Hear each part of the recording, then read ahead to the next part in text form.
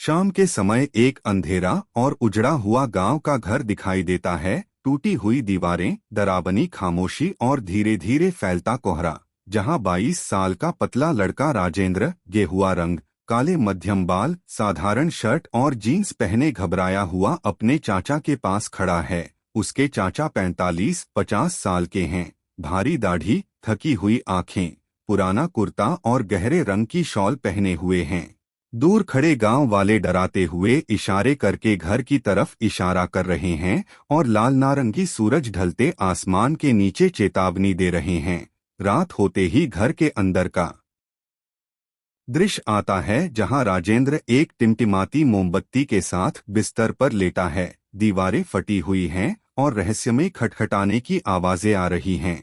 वह पसीने से भीगा हुआ डरकर उठता है और अपने चाचा को पुकारता है। चाचा बिस्तर पर बैठे उंगली होठों पर रखकर चुप रहने का इशारा करते हैं। चेहरे पर डर साफ दिख रहा है और मंद तेल के दिए की रोशनी है। अचानक बिजली चली जाती है और पूरा अंधेरा हो जाता है।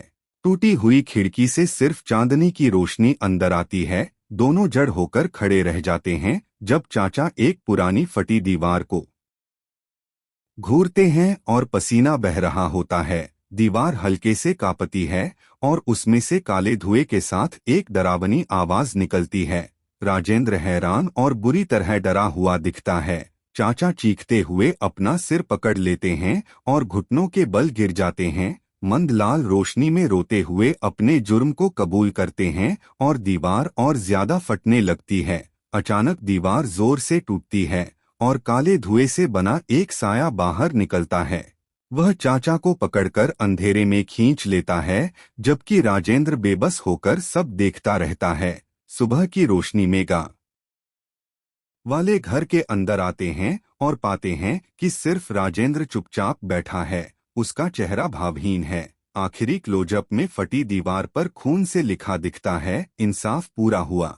और पीछे परछाइयों में खड़ा राजेंद्र सिहरन पैदा करने वाली शांति भरी निगाहों के साथ दिखाई देता है। सिनेमैटिक हॉरर माहौल, अंधेरी रोशनी, यथार्थवादी परछाइयाँ, धीमी कैमरा मूवमेंट